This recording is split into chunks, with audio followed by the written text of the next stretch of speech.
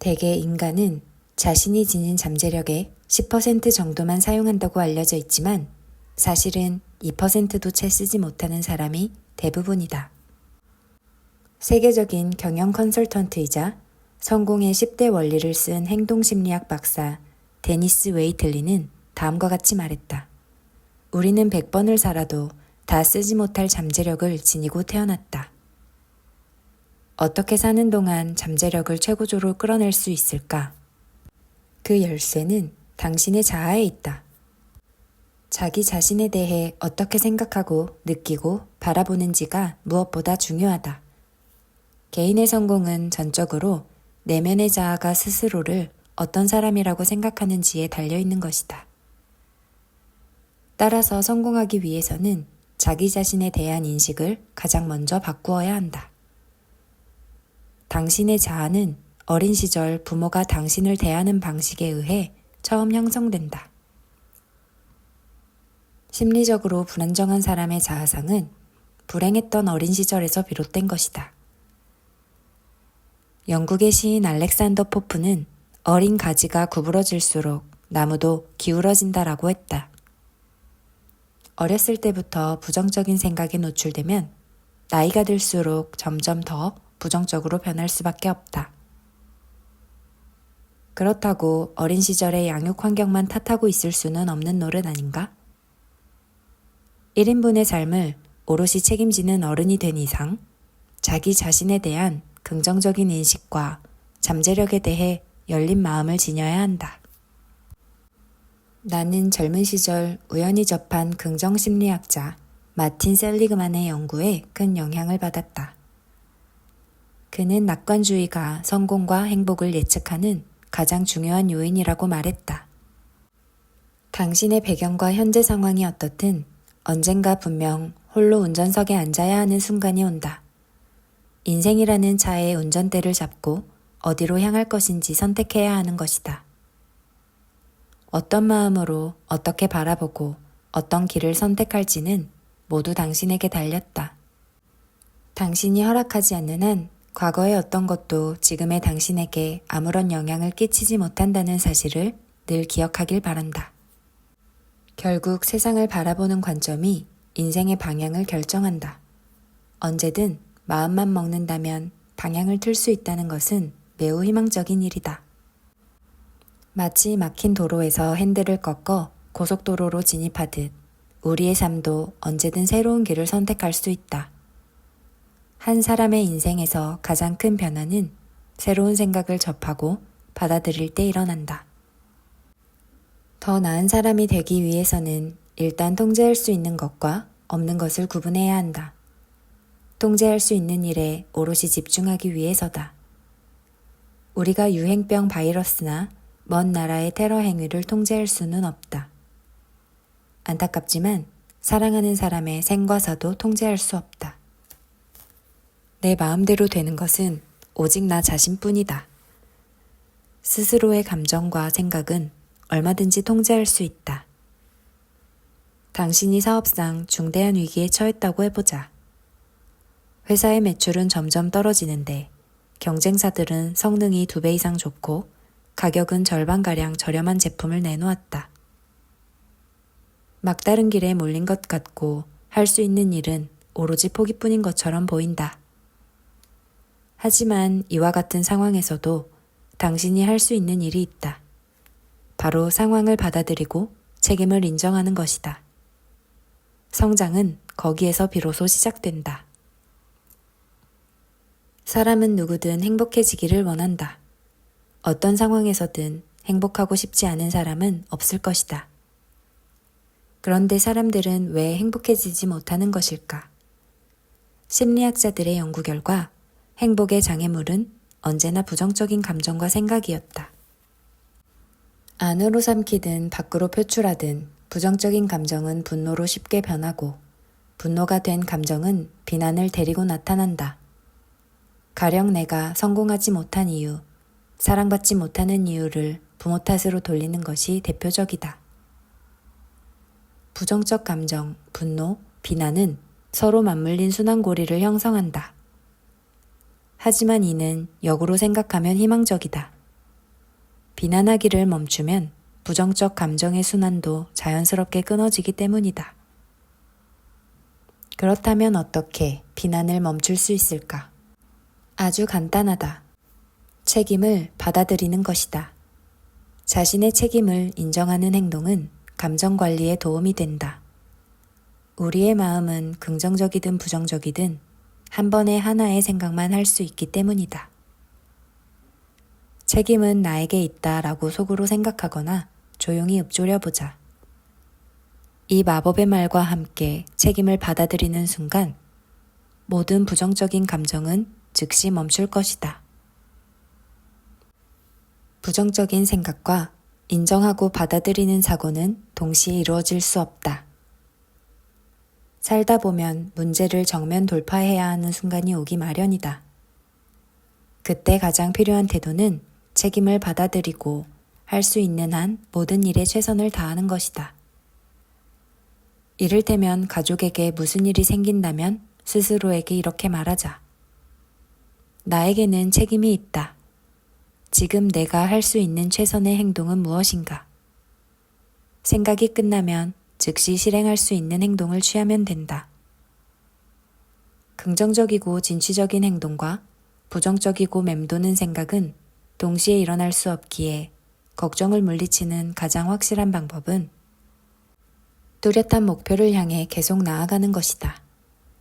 불안을 잠재우는 가장 좋은 방법도 마찬가지다. 책임을 받아들이고 바삐 움직이면 자연스럽게 불안에게 내주었던 생각의 공간이 줄어든다. 당신이 있는 곳에서 당신이 가진 것으로 당신이 할 수 있는 일을 하라. 테디라고 불리며 국민의 큰 사랑을 받았던 미국의 26대 대통령 시어도어 루스벨트가 남긴 명언이다.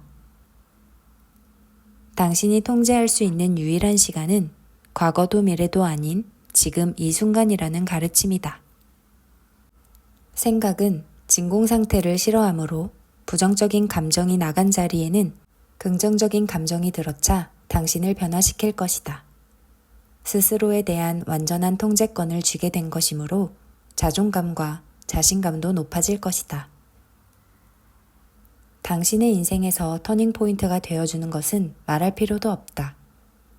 부정적인 감정을 잠재우는 연습을 반복하면 머지않아 항상 행복한 사람이 될 것이다. 누구를 탓하고 싶은 마음도 들지 않고 타인의 행동에 벌컥 화가 나는 일도 줄어들 것이다. 그렇다고 다른 사람의 의견에 무조건 동의하고 어떤 행동이든 수용하게 된다는 의미는 아니다. 의견이 다른 상황에서도 감정의 동요 없이 평정심을 유지할 수 있다는 뜻이다. 우리는 살면서 다양한 의견을 보고 듣는다. 그 중에는 별 볼 일 없는 주장도 있지만 눈이 번쩍 뜨이는 생각도 있다. 우스운 것은 어이없는 아이디어가 정책이나 제도로 실현되는 경우는 많은데 창의적이고 놀라운 생각이 현실화되는 경우는 별로 없다는 것이다. 이는 대부분 동기부여와 실행의 부재 때문이다. 뛰어난 창의성과 능력을 갖추고도 생각을 현실로 옮기지 못해 성공하지 못하는 사람이 많다. 차이점은 오직 하나, 목표를 향한 동기부여가 제대로 되어 있는지 아닌지 여부다. 사람들이 무언가에 도전하고 성취하지 못하는 가장 큰 이유는 편안함을 느껴 현재에 안주하게 하는 컴포트 존 때문이다. 사람들은 경쟁에서 승리하거나 혹은 자신도 모르는 사이에 이 컴포트 존에 진입하게 되며 이는 적당이라는 함정에 빠뜨려 더 큰 성공을 방해한다. 애플은 2007년에 아이폰을 출시했다. 아이폰에는 그전까지의 휴대폰에 없던 터치스크린, 200만 화소의 후면 카메라 등 놀라운 기능이 탑재되어 있었다. 그런데 당시 휴대폰 시장을 지배하던 노키아와 블랙베리의 임원들은 젊은 세대의 한때 유행일 뿐이라며 신흥 강자인 아이폰을 무시했다. 심지어 블랙베리는 그해 연구개발 예산을 절반으로 줄여버리기까지 했다.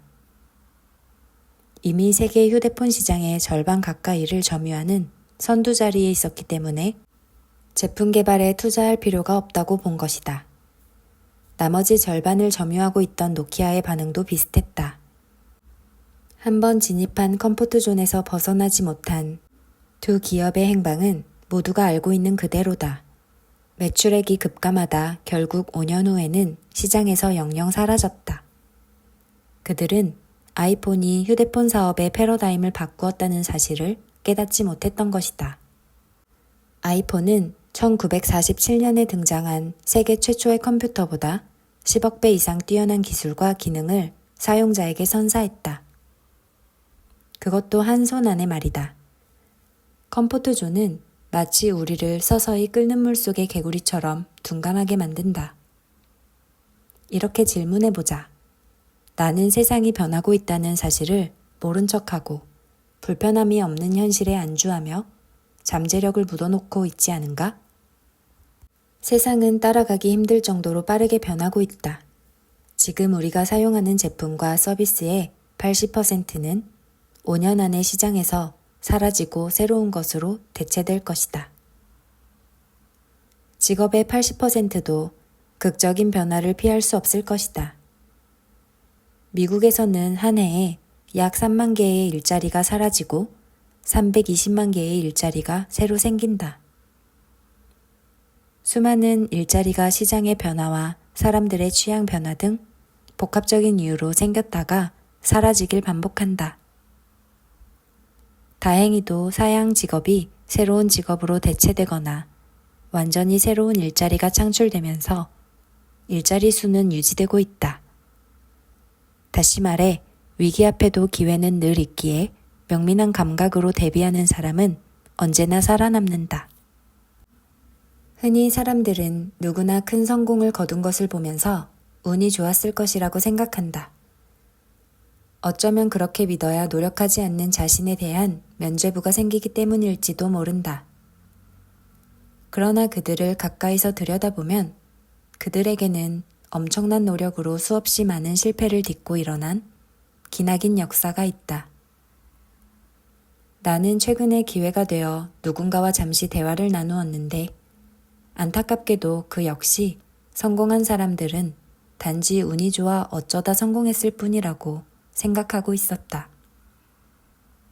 나는 이렇게 물었다.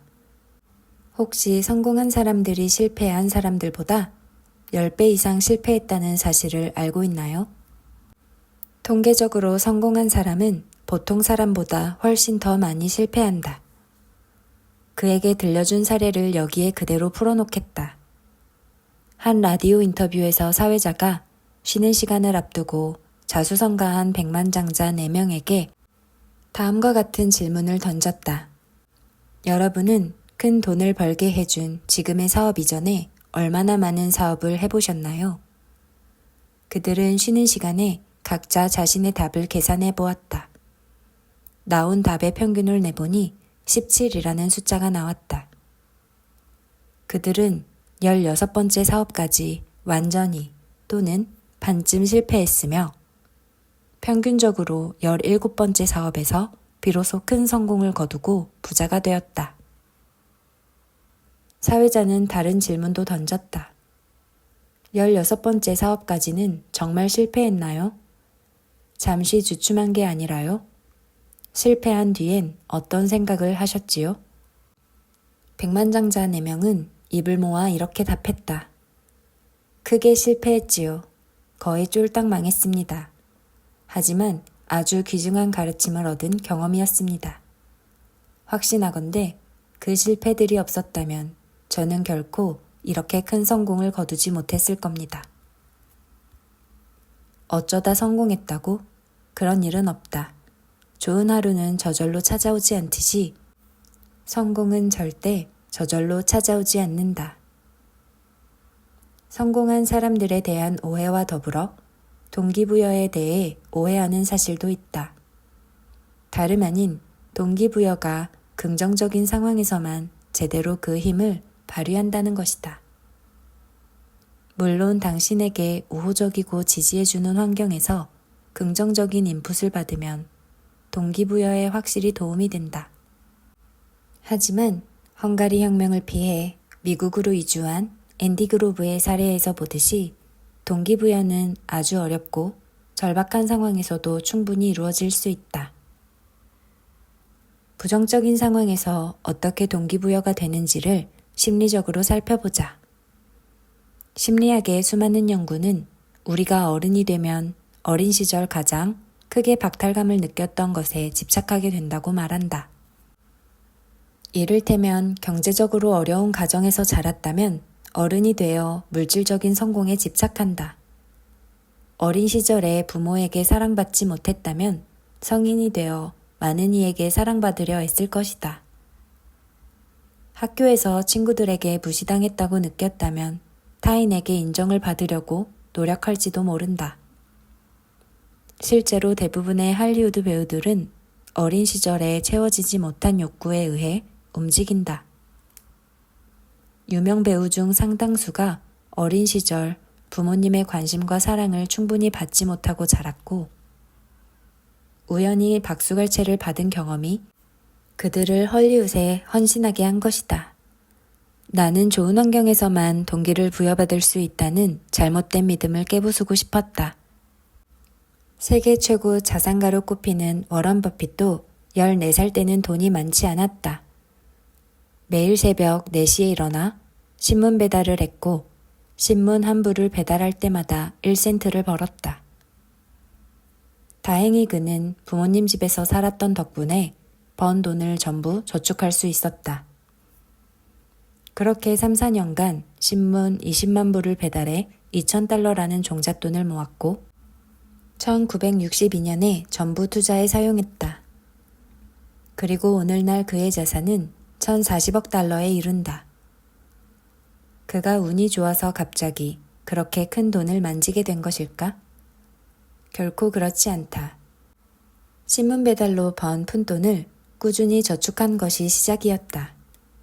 그런데도 사람들은 백만장자는 단지 운이 좋았을 뿐이고 시작부터가 달랐다고 생각하니 안타깝다. 버핏의 부가 어디서 시작되었는지 똑똑히 보라. 경제적으로 어렵고 아무런 지지도 없는 부정적인 상황에서도 얼마든지 비전을 향한 여정을 시작할 수 있다. 긍정적인 상황에서의 동기부여를 평가절하하려는 것이 아니다.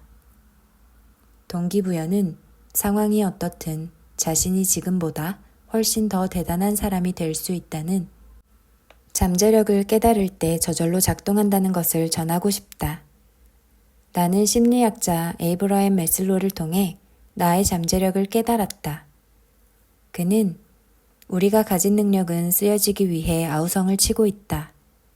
우리가 자신의 능력을 최대한 발휘할 때에만 이러한 내면의 아우성을 잠재울 수 있다라고 말했다. 이 사실을 깨닫고 나는 남들이 술을 마시러 놀러 나갈 때 무수히 많은 시간을 공부에 투자했다. 책상 앞에 앉아서 몇 시간씩 성공한 사람들의 책을 읽었다. 이때 부정적인 감정을 제거해야 하는 이유와 그 방법을 배웠다. 우리의 감정이 존재하는 곳은 비어있지 않다. 어떤 감정이든 항상 들어차 있다. 때문에 부정적인 감정을 비우면 긍정적인 감정으로 채우기가 수월해진다. 행복과 즐거움뿐 아니라 목표의식도 긍정적인 감정의 한 형태다. 부정적인 감정을 내보내기 어려울 땐 목표에 대해 생각하는 것으로 시작하면 된다. 스스로에게 물어보라. 인생에서 정말로 하고 싶은 일은 무엇인가? 잠시 시간이 지난 뒤 다시 물어보라. 내가 평생을 바쳐 진정으로 하고 싶은 일은 무엇인가? 끈질기게 생각해보라. 내가 평생을 바쳐 진정으로 진심을 다해 하고 싶은 일은 과연 무엇인가? 만약 아무런 걸림돌 없이 무엇이든 할 수 있고 그 일에 필요한 지식과 능력을 이미 갖추었다고 가정한다면 당신은 어떤 삶을 살고 싶은가? 답이 명확하고 뚜렷하게 그려지는가? 가장 중요한 것은 당신의 목표다. 당신이 꿈꾸는 미래가 선명하게 보여야 한다.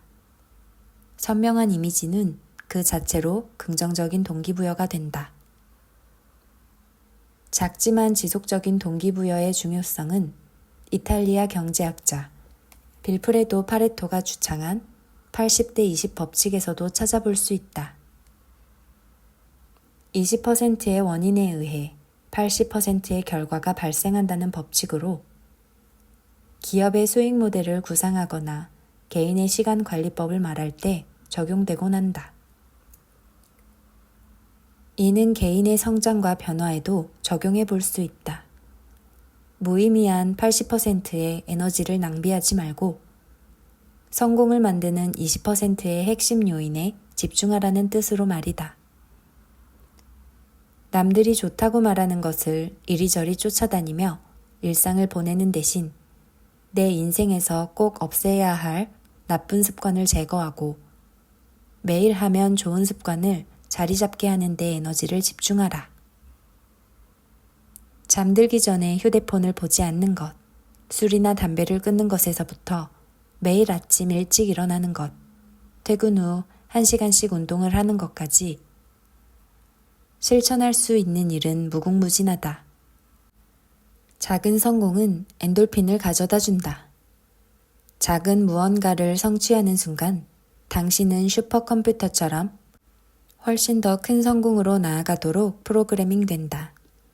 작은 성공이 당신의 인생을 크게 바꾸어 줄 것이다. 모든 목표는 더 큰 목표로 이어져야 한다. 하나의 목표가 달성되어 갈 때쯤 다음 목표가 정해져 있어야만 하는 것이다. 하나의 산을 넘을 때마다 점점 더 높은 산을 바라보는 것처럼 목표도 계속 수정되어야 한다. 그렇다면 목표가 상황에 맞추어 적절히 수정되는 것만으로 무리 없이 성공할 수 있을까? 단호히 말하건대 절대 그렇지 않다. 이는 간절히 원하면 이룰 수 있다는 허황된 믿음에서 출발하는 논리다. 일부 동기부여 강연과 책들은 사람들을 어리석은 신념으로 이끄는 듯하다. 호주의 방송작가로 지내다 끌어당김의 법칙으로 일약 베스트셀러 저자가 된 론다 번의 시크릿이 그 적절한 예시다. 그 책은 행복한 생각을 하고 행복한 장면을 반복적으로 떠올리면 좋은 일이 일어날 것이라고 가르친다.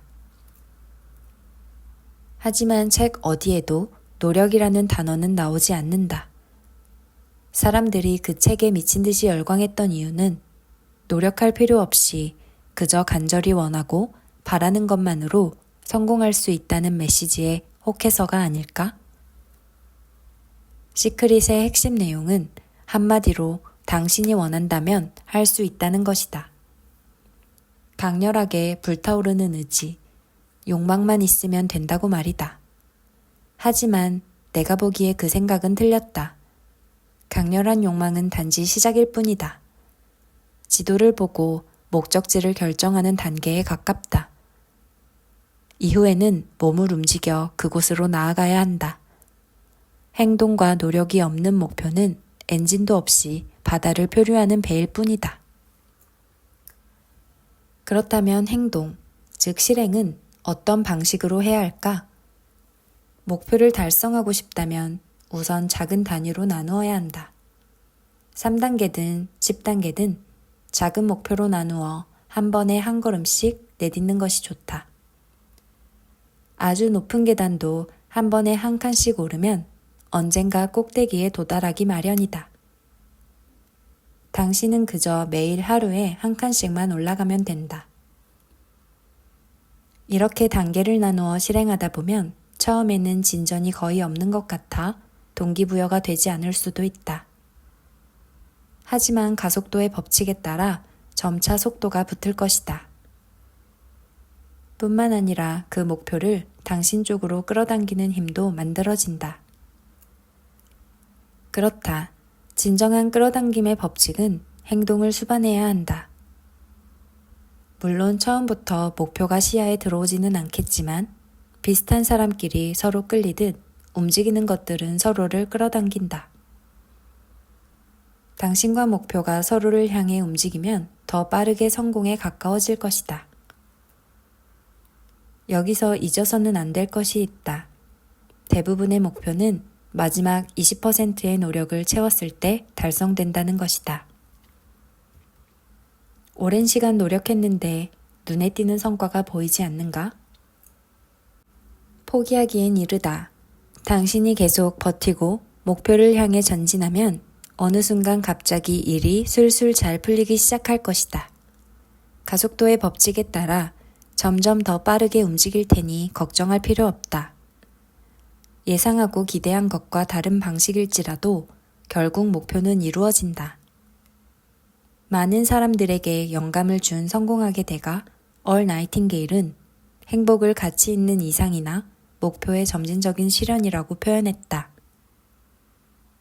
목표가 작게나마 현실로 이루어지는 모습을 보면 동기는 계속해서 재생산된다. 그렇기에 우리는 끝까지 힘을 낼 수 있다. 세계적인 성공학 구루이자 위대한 상인의 비밀을 쓴 저자 오그 만디노는 예전에 나에게 이렇게 말했다. 브라이언, 성공의 비밀이란 것은 없네. 수세기에 걸쳐 계속해서 배우고 반복해온 시대를 초월한 진리만 있을 뿐이지.